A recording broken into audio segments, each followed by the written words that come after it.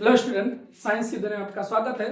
पिछले video lecture में हम लोग ऊर्ध्वपातन के बारे में पढ़े थे, वाष्पीकरण के बारे में पढ़े थे, सारी चीज़ों के बारे में पढ़े थे। आशा करते हैं कि आप स्वस्थ होंगे, मस्त होंगे और आपके पढ़ाई का कार्यक्रम सुचारू रूप से चलता होगा, है ना।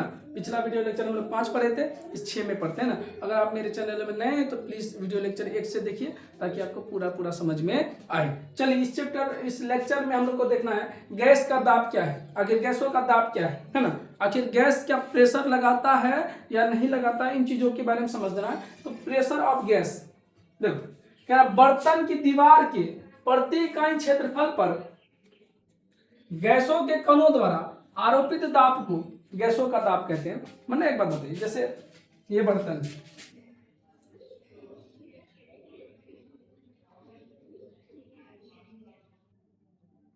मान लीजिए आपका ये सिलेंडर है और ये गैस है ना। तो आपको पता है कि गैस गति में रहते हैं। गैस क्या करते हैं? गति।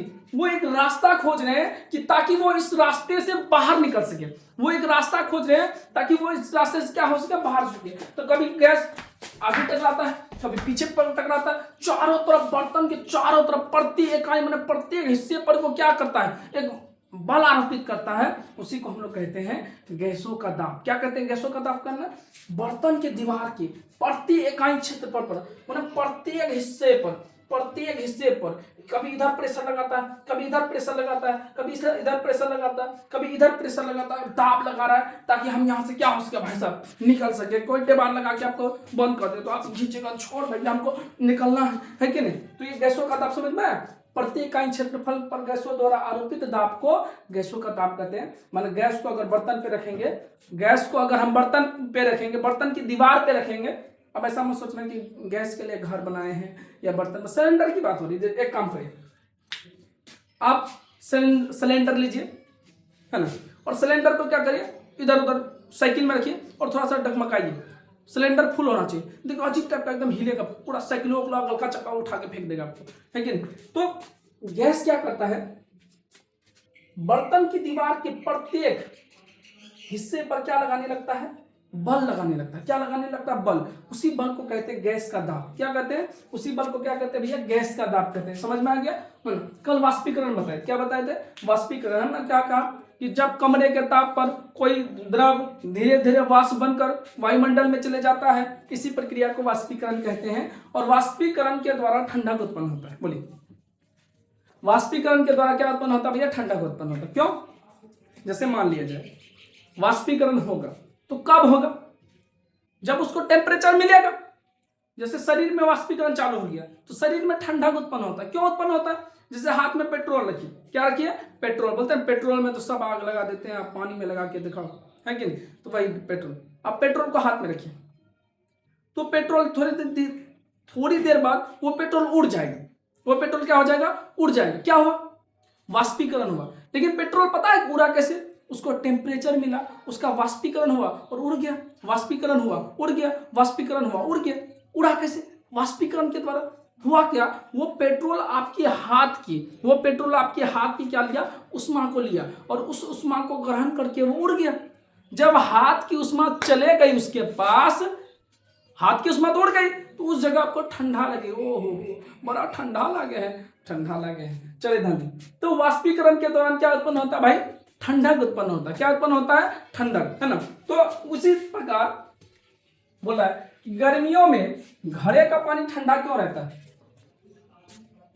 गर्मियों के दिनों में घड़े का, अक्सर लोग शहर में भी क्या करते हैं, जो पानी खरीद के भी पीते हैं, वो एक डब्बा आता है। तो डब्बा में क्या करते हैं, मिट्टी का ऐसे पानी गिराने वाला, उसको फिल्टर करने वाला होता है ना, मिट्टी का होता है, घड़ा होता है, उसी में लोग पानी रखते हैं। पहले के जमाने में लोग खेत में काम करने जाते थे तो घड़े में पानी लेके जाते हैं ना, गजवन पानी भरल चली, है ना। तो पानी भरने लेके चले, सॉरी मतलब घड़ा लेके जाता था और उसी में एक ढक्कन लगा देता था। घड़े में ढक्कन, मिट्टी का घड़ा आता था, उसी में ढक्कन लगा देता था, है ना। और आराम से काम उम करते रहता तो उसी घड़ा से पानी निकाल के पीते रहता। वही उन लोग का फ्रिज हुआ करता। क्या हुआ करता था?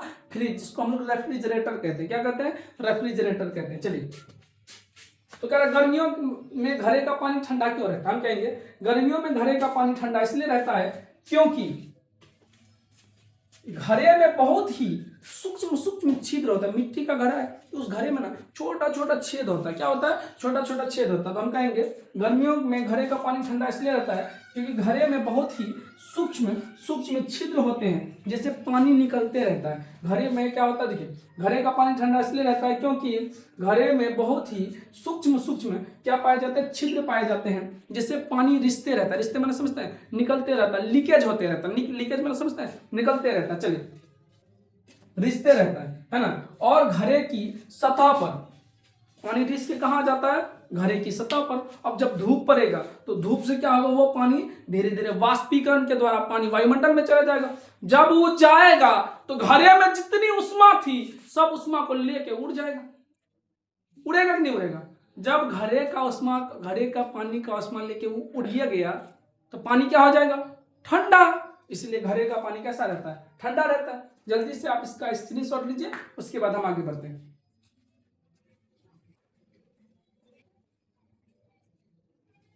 चाहे इसको समझाते हैं, इसको बना के समझाते हैं।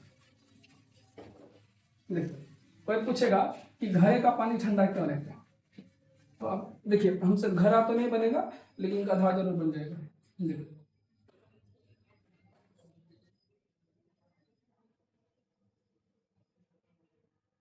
शायद इसी टाइप का होता है, जो भी हो आप समझ जाइए घड़ा है ना, मटका है ना। अब इसमें पानी भर दिया, इस पर क्या भर दिया भैया, पानी भर दिया। गजबन पानी भर लिया, हाँ पानी भर दिया है ना। अब क्या होगा, इस घड़े में ना छोटा छोटा छेद होता है। मिट्टी का घड़ा तो थोड़ा बहुत तो छेद होगा, छोटा छोटा छोटा छोटा छोटा छोटा छोटा छोटा छोटा छोटा छेद होता है। छोटा छोटा ये तो हम बड़का बड़का कर दिया, महीन महीन होता है, एकदम पूरा दिखाई ना देगा। हाँ तो क्या होगा, इसी छेद से ना थोड़ा थोड़ा पानी बाहर होगा, थोड़ा थोड़ा। ऐसा नहीं कि छेद है पानी कैसे बाहर हो गया, वाष्पीकरण हो गया, नहीं भैया ऐसा भी नहीं होगा। छोटा छोटा छेद है, उस छेद के कारण इस सतह पर थोड़ा थोड़ा पानी की बूंदी आ जाती है। इस सतह पर क्या आ जाती है, पानी की बूंदे आ जाती है, पानी की बूंदे आ जाती है ना। तो अब यहाँ पर है उगव है सूरज देवा, सूर्य भगवान हम लोग का है कि नहीं। पूरा हम लोग काम कर रहे हैं, ये रौदा दे रहा है ना, धूप दे रहा है। अब ये सूर्य का प्रकाश इस पर पड़ेगा है ना, तो क्या होगा कि जो मटके के घड़े का पानी जो है ये जो बाहर में है इस पर होने लगेगा वाष्पीकरण। क्या होने लगेगा, वाष्पीकरण। जैसे वाष्पीकरण प्रारंभ होगा ये क्या करेगा, टोटल उष्मा लेकर उड़ जाएगा।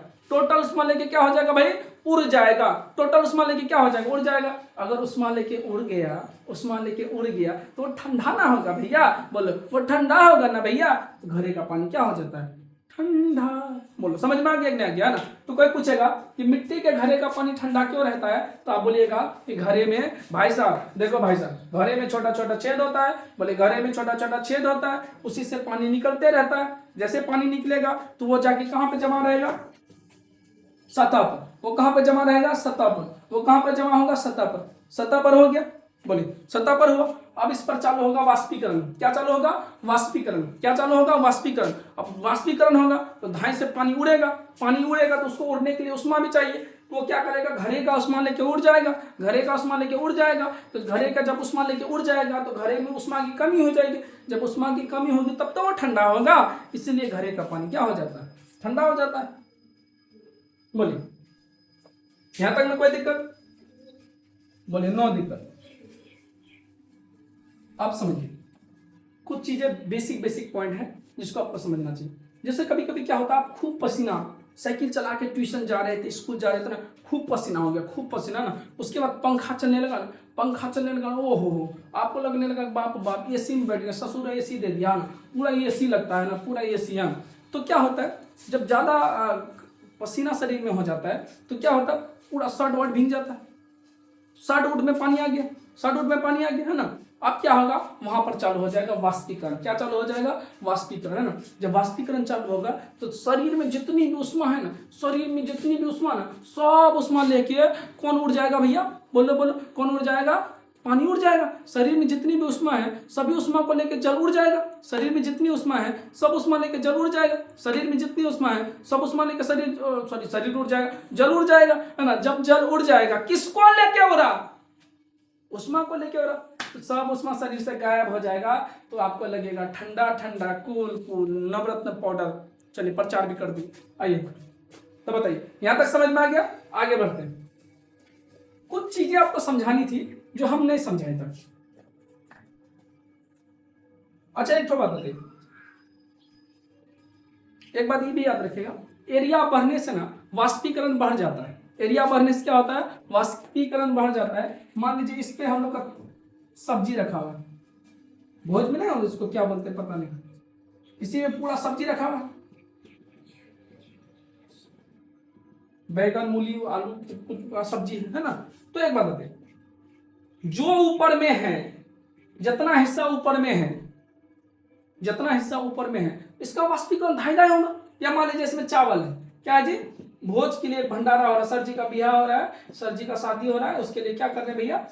ये कर रहे हैं, भोज कर रहे हैं ना, पूरा एकदम फुल कर दिए, इसको पूरा फुल कर दिए, है ना। अब एक बात बताइए, अगर जितना चावल बाहर में है तो उसको वो क्या होगा? हवाओं के संपर्क में आएगा और धीरे धीरे इसका वाष्पीकरण होगा और ठंडा भी हो जाएगा। या सब्जी है या तिमोन जो भी बोल सकते हो उसको ना।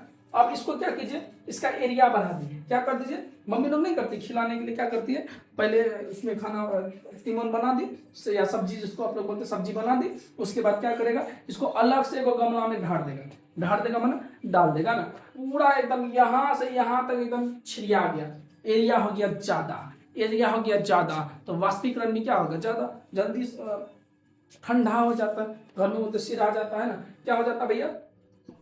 ठंडा हो जाता है ना। तो ये तो छोटा मोटा बात था, आपको समझ में आना ही चाहिए। एक चीज है वो आपको समझ में आनी चाहिए,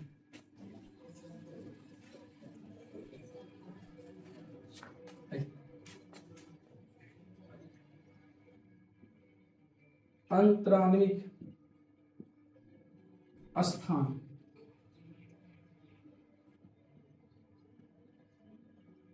और एक है अंतराणविक। देखो अनुप वही बोलते हैं, अन्वयिक वही बोलते हैं। अन्वयिक आकर्षण बल, दोनों एक ही है भाई। ठोस, द्रव और गैस।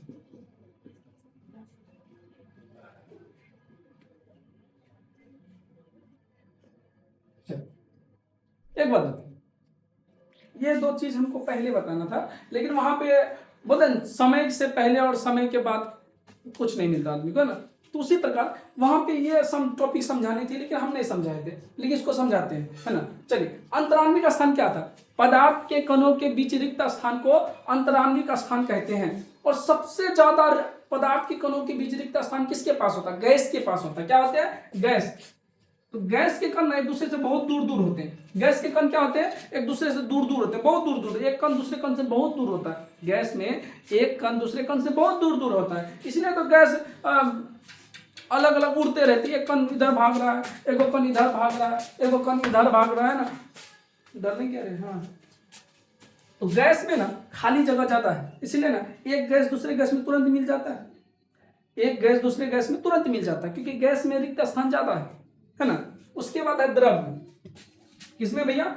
द्रव में। द्रव में गैस की तुलना में रिक्त स्थान कम है। द्रव में गैस की तुलना में रिक्त स्थान कम है। जैसे चीनी में, पानी में चीनी घोलिएगा तो चीनी पानी में बढ़िया से मिल जाएगा ना, उसी में मिल जाएगा। और एक है ठोस। सबसे कम रिक्त स्थान ठोस में होता है। सबसे कम रिक्त स्थान ठोस में होता है। जैसे लोहा ले लीजिए। क्या ले लीजिए? लोहा। लोहा में एक बाल्टी पानी डालिएगा, लोहा सोख लेगा? नहीं सोख पाएगा, है ना। तो याद रखिएगा, अंतराण्विक स्थान सबसे ज्यादा। अगर याद 3 आपको डिब्बा बनाते हैं,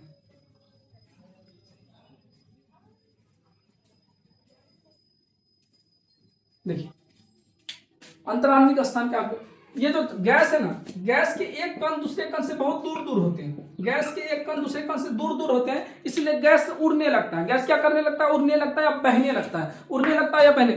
एक कण दूसरे कण से बहुत दूर है, एक कण दूसरे कण से बहुत दूर है ना, इसलिए एक कण दूसरे कण को पकड़ के उतना बढ़िया से नहीं रखा है, इसलिए गैस उड़ने लगता है। द्रव में क्या है? एक कण दूसरे कण के पास पास होता है।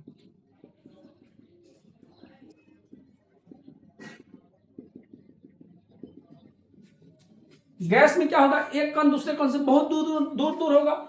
उसके बाद गैस की तुलना में द्रव में कण थोड़े पास पास होते हैं।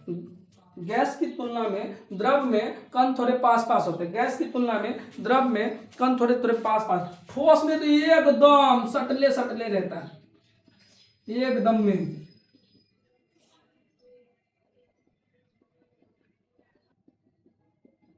ठोस में क्या होते हैं, कण एकदम बहुत पास पास होते हैं। ठोस में क्या होता है, कण एक दूसरे के बहुत पास पास होते हैं। इसीलिए कण पास पास है, इसलिए ठोस एक ही जगह रहता है। ठोस एक ही जगह रहता है, कण थोड़ी दूर दूर है, इसलिए द्रव को रखकर बह जाता है। गैस को छोड़िए, छिड़िया जाएगा। एक कण दूसरे कण से बहुत दूर है, वो एकदम छिड़िया जाएगा। बात समझिए। ठोस के कण बहुत पास पास है, एक कण दूसरे के पास पास है, एकदम सब सटले है। 3-4 आदमी सटले है एक ही जगह है, 2 आदमी दूर हो जाएगा, ऐसे गिर जाएगा ना। मान लीजिए किसी के यहाँ ओढ़ के है, किसी का ऐसे शरीर में ओढ़ के है, सटले है, कितना ओढ़ के रहे कोनो दिक्कत नहीं। जिससे हटेगा आप कह रहे भाई साहब हम गिर गए, है ना। उसी प्रकार ठोस के कण बहुत पास पास है, ठोस के कण बहुत पास पास है, ठोस के कण बहुत पास पास है ना। इसलिए ना एक कण, ठोस के कण पास पास है, इसलिए वो ठोस कठोर है। द्रव के कण थोड़ा दूर दूर है, द्रव के कण थोड़ा क्या है, दूर दूर, एकदम ठेला ठेली हो जाता है ना, ऐसे धकेल देते हैं ना। तो द्रव के कण दूर दूर है ना, इसलिए द्रव थोड़ा बहुत बह लेता है। द्रव थोड़ा बहुत क्या कर लेता है, बह लेता है ना। और गैस मत बोलो भाई, गैस के कण तो एकदम में एक दूसरे से कम मतलब है ना, पटरियन बैठता है एकदम आराम से, एकदम एक कण दूसरे कण से एकदम बहुत दूर रहता है ना, इसलिए वो घूमते रहता है ना। यहां तक समझ में आ गया। तो बताइए सबसे ज्यादा किसके कणों के बीच रिक्त स्थान होता है, बोलिए। सबसे ज्यादा किसके कणों के बीच रिक्त स्थान होता है, वो है गैस। बोलिए सबसे ज्यादा किसके कणों के बीच रिक्त स्थान होता है, सबसे ज्यादा किसके कणों के बीच रिक्त स्थान होता है, आप बोलेंगे गैस। क्या बोलेंगे, गैस। उसके बाद द्रव, उसके बाद ठोस। बोलिए इसमें रिक्त स्थान ज्यादा है, इसमें थोड़ा कम है। इसमें तो एकदम में रिक्त स्थान बहुत कम, बहुत कम, ये जो माइनर में है। उसके बाद अंतराण्विक आकर्षण बल, माना पदार्थ के, देखो यहां भी पदार्थ कणों से बना, ये भी पदार्थ कणों से बना, ये भी पदार्थ कणों से बना, लेकिन एक कण दूसरे कण को कितना मजबूती से पकड़े हैं, वही बल है अंतराण्विक आकर्षण बल। क्या जी, अंतराण्विक आकर्षण बल। तो अंतराण्विक आकर्षण बल सबसे ज्यादा ठोस में होता है। क्या होता है, ठोस में। उसके बाद द्रव में, उसके बाद गैस में। बोलिए अंतराण्विक आकर्षण बल सबसे ज्यादा किसमें होता है, ठोस में। ठोस के एक कण दूसरे कण को बहुत मजबूती से पकड़ के रखते हैं, ठोस के एक कण दूसरे कण को बहुत मजबूती से पकड़ के रखते हैं, इसलिए ठोस नहीं बहता है, ठोस नहीं बहता है। ठोस के एक कण, भैया बोलो, ठोस के एक कण दूसरे कण को बहुत मजबूती से पकड़ के रखा है, ठोस के एक कण दूसरे कण को बहुत मजबूती से पकड़ के रखा है, इसलिए ठोस बहता नहीं है। ठोस के एक कण दूसरे कण को बहुत मजबूती से पकड़ के रखा है, इसलिए ठोस बहता नहीं है। द्रव के एक कण दूसरे कण को थोड़ा क्या करके रखा, कम मजबूती से पकड़ के रखा, इसीलिए द्रव थोड़ा बहुत बह लेता है, थोड़ा बहुत क्या कर लेता है, बह लेता है। गैस के कण एक दूसरे को कोई पकड़िए नहीं रखा, इनके बीच आकर्षण बल काम नहीं करता है, इसलिए गैस क्या करने लगता है, उड़ने लगता है। क्या करने लगता है, उड़ने लगता है। गैस क्या करने लगता है, उड़ने लगता है। बोलिए मान लीजिए आंधी चल रहा है, 10 आदमी एक दूसरे को भयंकर ताकत से पकड़ के रखा, भयंकर ताकत से पकड़ के रखा, 10 आदमी नहीं उड़ेगा, लेकिन कौन कौन ताकत से पकड़ के रखा, तो थोड़ा बहुत एक आदमी उड़ सकता है। गैस में कोई पकड़िए नहीं रखा, हवा आते जा रहा, उड़ाते जा रहा है ना। तो बोलिए अगर अंतराण्विक स्थान की बात करें तो सबसे ज्यादा गैस में है, उसके बाद द्रव में है, उसके बाद ठोस में। ठोस में बहुत कम स्थान होता है कणों के बीच में, द्रव में बहुत ज्यादा, सॉरी गैस में बहुत ज्यादा होता है, और द्रव में गैस की तुलना में कम होता है, और द्रव की तुलना में ठोस में कम होता है ना। अंतराण्विक आकर्षण बल सबसे ज्यादा किसमें काम करता है, सबसे ज्यादा होता है ठोस में। अंतराण्विक आकर्षण बल सबसे ज्यादा किसमें होता है, ठोस में। ठोस में एक कण दूसरे कण को बहुत मजबूती से पकड़ के रखता है, ठोस में एक कण दूसरे कण को बहुत मजबूती से पकड़ के रखता है। द्रव में एक कण दूसरे कण को थोड़ा कम मजबूती से पकड़ के रखता है, इसीलिए द्रव बहता है, ठोस कभी नहीं बहता है ना, क्योंकि ठोस में एक कण दूसरे कण को बहुत मजबूती से पकड़ के रखता है। द्रव में एक कण दूसरे कण को पकड़ के रखता है, थोड़ा कम मजबूती से पकड़ के रखता है, ठोस की तुलना में कम मजबूती पकड़ के रखता है। गैस में तो कोई मतलब है नहीं, एक कण कहीं हो जाए उससे कोई मतलब नहीं, अपने अपने मतलब रखता है ना, इसमें कोई मतलब नहीं है ना, इसलिए गैस उड़ती है। तो आप समझो होता क्या है, इसको मिटा देते हैं।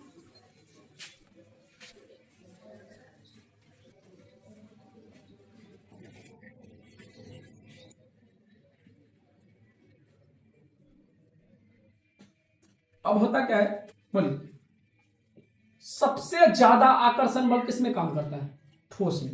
बोलिए, सबसे ज्यादा आकर्षण बल किस में काम करता है? ठोस में। उसके बाद द्रव में। किसमें भैया? द्रव में। उसके बाद गैस में। क्या भैया? गैस में। सबसे ज्यादा आकर्षण बल ठोस में, उसके बाद द्रव में, उसके बाद गैस में। ठोस के एक कण ना दूसरे कण को बहुत मजबूती से पकड़ के रखते हैं। ठोस के एक कण ना दूसरे कण को बहुत मजबूती से पकड़ के रखते हैं, है ना, इसीलिए वो ठोस है। द्रव थोड़ा कम मजबूती से पकड़ के रखता है, और गैस तो कोई मतलब है नहीं, जय बाबा हो, हाँ, कोई मतलब नहीं। अब ठोस, अब होता क्या है, इसमें एक कण दिख रहा है भाई, बोर्ड दिख रहा है,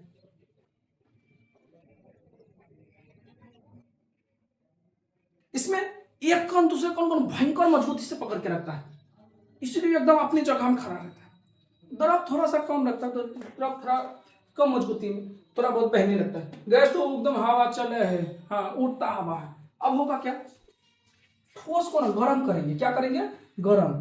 ठोस कहेगा नहीं, मैं एक कण को दूसरे कण से बहुत मजबूती से पकड़ के रखूंगा, हम हैं साथ साथ। क्या है जी? हम हैं साथ साथ। ऐसे गाना होगा शायद ना, हम साथ साथ। तो ठोस के एक कण ना दूसरे कण को बहुत मजबूती से पकड़ के रखता है, एक कण दूसरे कण को बड़ा सटा के रखता है। लेकिन हमने दिया गर्मी। क्या दिया? गर्मी। एकदम देखते हैं आप बेंच में ठंडा में एकदम पूरा सट के रहते हैं, 4-5 आदमी एक के साथ सट के रहता है, और वो कहता है 4-5 आदमी और बैठ जाइए, एकदम बढ़िया गर्मी मिलेगा। लेकिन बहुत नजदीक में बैठा हुआ था, आपने दे दिया गर्मी। क्या दे दिया? गर्मी। हीटर चला दिया। क्या चला दिया? हीटर। तो एक कण दूसरे कण को ठेलेगा, चल उधर चल, उधर चल, इधर चल, उधर चल, है ना।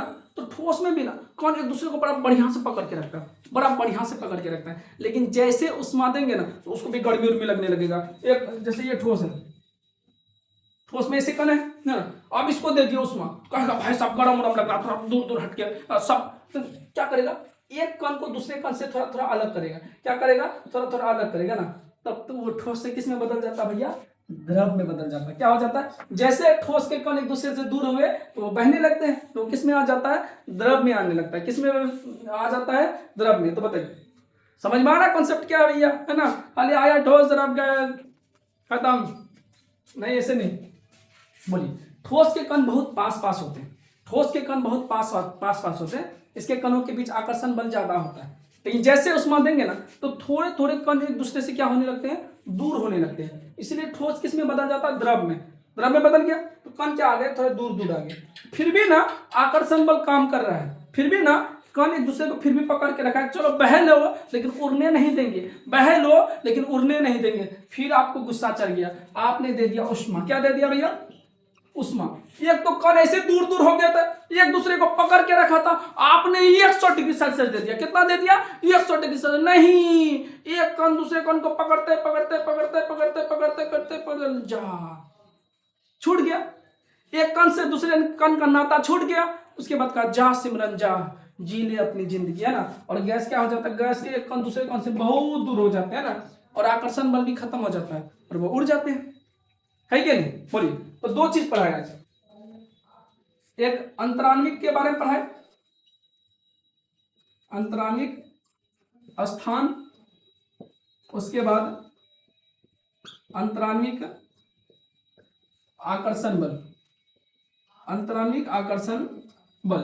बोलिए, देखिए अगर आप सही से देखिएगा तो आप लिखा ही नहीं, लेकिन हम आपको कहे थे, हम क्लास में भी समझाते रहते हैं, क्षमा चाहते हैं, क्लास में भी समझाते रहते हैं कि किसी टॉपिक को लिखने से ज्यादा समझने पे ध्यान देना चाहिए, है ना। जैसे ये टॉपिक है, हम नहीं भी समझाते चल जाते, आप नहीं बोलते कुछ क्योंकि आपको पता ही नहीं, लेकिन हम एक तो चीज पढ़ा रहे हैं ताकि आपको ज्यादा समझ में आए। हम क्या बोले, मेरे पास ऑनलाइन के लिए व्यवस्था कम है, लेकिन कंटेंट में कभी कभी नहीं हो सकता है, बात याद रखिएगा। चलिए देखिए, तो अंतराण्विक स्थान की बात करें तो सबसे ज्यादा जगह गैस में होता है, गैस के कणों के बीच होता है, उसके बाद थोड़ा सा द्रव में होता है, उसके बाद ठोस में तो भैया एकदम में ना आता है,